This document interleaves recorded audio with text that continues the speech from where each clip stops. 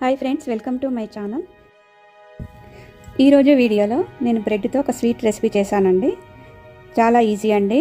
ఎక్కువ ఇంగ్రీడియంట్స్ లేకుండా తక్కువ టైంలో ఓన్లీ కొబ్బరి పొడి పాల పొడితో చేశానండి. చాలా బాగుంది. ఈ కాంబినేషన్ చాలా టేస్టీగా కూడా ఉంది. మీరు ఒకసారి ట్రై చేసి చూడండి. ఈ రెసిపీని మీరు మీ ఇంట్లో ట్రై చేసి నా కామెంట్స్ పెట్టండి ఎలా ఉందో. ఇప్పుడు దీని తయారీ విధానం ఎలాగో చూద్దాం. స్టవ్ మీద ప్యాన్ పెట్టుకొని ఒక కప్పున్నర చక్కెర వేసుకోవాలండి. అదే కప్పుతోటి మళ్ళీ కప్పున్నర వాటర్ కూడా వేసుకోవాలి. చక్కెర ఎంత తీసుకుంటామో వాటర్ కూడా అంతే వేసుకోవాలండి. ఆ కొలతలతో వేస్తేనే మనకు షుగర్ సిరప్ తయారవుతుంది మంచిగా. ఆ తర్వాత స్టవ్ ఆన్ చేసుకొని ఒక స్పూన్తో చక్కెర మెల్ట్ అయ్యేంత వరకు ఇలా కలుపుతూ ఉండాలండి. ఆ తర్వాత అందులోకి 4-5 ఇలాచీ పొడి కూడా వేసుకోవాలి. ఇలా దంచుకొని వేసుకోండి. అప్పుడు షుగర్ సిరప్కి మంచి ఫ్లేవర్ తీసుకొస్తుంది ఇలాచీ పొడి. ఈ పాకము చిక్కబడే వరకు మనం లో ఫ్లేమ్లో మంటను పెట్టుకొని ఇలా మరిగించుకోవాలండి. ఇప్పుడు చిక్కగా అయిందండి కొద్దిగా పాకము. ఒక 10 మినిట్స్ మరిగించుకుంటే ఇలా మనకు చిక్కబడుతుందండి. లో ఫ్లేమ్లో పెట్టుకొని మరిగించుకోవాలి. మనకు పాకం కూడా రెడీ అయిపోయిందండి. ఇప్పుడు స్టవ్ ఆఫ్ చేసుకొని గిన్నెను తీసి పక్కన పెట్టుకోండి. స్టవ్ మీద ఒక ప్యాన్ పెట్టుకొని అందులోకి 1 గ్లాసు చిక్కటి పాలు వేసుకోవాలండి.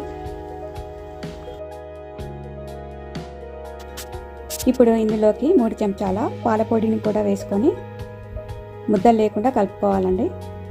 పాలలో కలిసిపోయేంత వరకు పాల పొడి ముద్దలు లేకుండా కలుపుకోవాలి.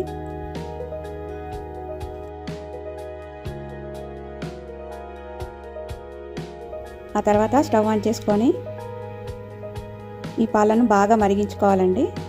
మీడియం ఫ్లేమ్లో మంటను పెట్టుకొని బాగా మరిగించుకోవాలి. పాలు చిక్కబడేంత వరకు మరిగించుకోవాలండి. ఆ తర్వాత ఇందులోకి ఒక 5-6 స్పూన్ల తురిమిన కొబ్బరి పొడి వేసుకొని కలుపుకోవాలండి.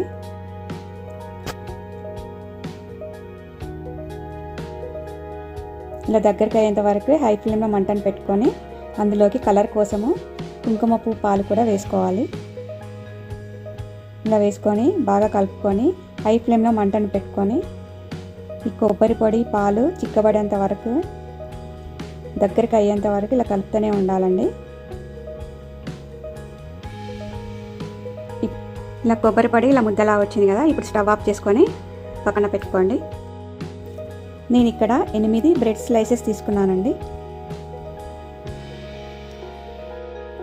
ఇలా ఒక్కొక్క బ్రెడ్ని తీసుకొని ఇలా ఎడ్జెస్ కట్ చేసుకోవాలండి.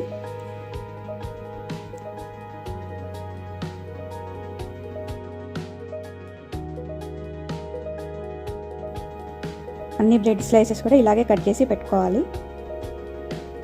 ఒక ప్లేట్లోకి వేసి పెట్టుకోండి. ఆ తర్వాత ఒక బ్రెడ్ని తీసుకొని మనము చపాతీలాగా తాల్చుకోవాలండి. 2 వైపులా అటు ఇటు తాల్చుకోవాలి. బాగా కొంచెం గట్టిగా ప్రెస్ చేసుకుంటూ తాల్చుకోవాలి. ఆ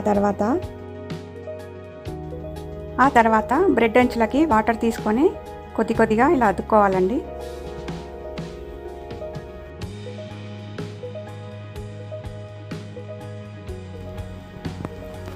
ఇప్పుడు మనం తయారు చేసుకున్న కొబ్బరి మిశ్రమాన్ని కొద్దిగా తీసుకొని బ్రెడ్ మీద పెట్టుకొని ఇలా బ్రెడ్తో కవర్ చేయాలండి. కవర్ చేసి ఇలా అంచులకి ఇలా ఒత్తుకోవాలి. వాటర్ అతుక్కున్నాం కదా, ఇలా అంచులతో ఒత్తుకోవాలి గట్టిగా.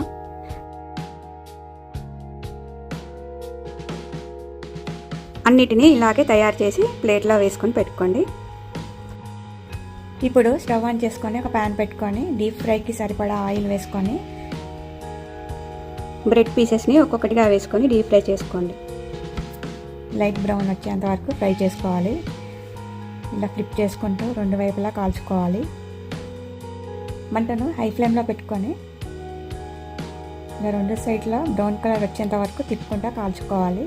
ఈ బ్రెడ్ పీసెస్ అన్నీ మంచి కలర్ వచ్చినాయి కదా. ఇప్పుడు బ్రౌన్ కలర్ వీటిని తీసుకొని ఒక ప్లేట్లోకి వేసుకోవాలి. ఒక టిష్యూ పేపర్ మీద వేసుకోవాలండి. ఇలా ఆయిల్ అంతా తీసేసి టిష్యూ పేపర్ మీద వేసుకోవాలి. ఇప్పుడు స్టవ్ ఆఫ్ చేసి పెట్టుకొని ఈ బ్రెడ్ ముక్కలన్నిటిని షుగర్ సిరప్లో వేసుకోవాలండి.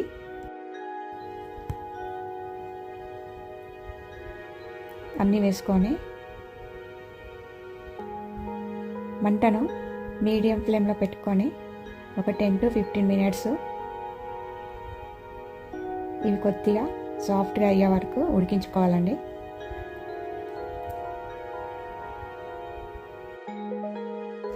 ఈ బ్రెడ్ పీసెస్ సాఫ్ట్గా అయిపోయినాయి కదా. ఇప్పుడు మనం స్టవ్ ఆఫ్ చేసి పెట్టుకొని వీటన్నిటిని ఒక ప్లేట్లోకి వేసుకొని సర్వ్ చేసుకోండి. అంతే అండి, ఎంతో సింపుల్గా తయారు చేసుకునే ఈ స్వీట్ బ్రెడ్ రెసిపీ మీకు నచ్చిందని అనుకుంటున్నాను. పెట్టండి.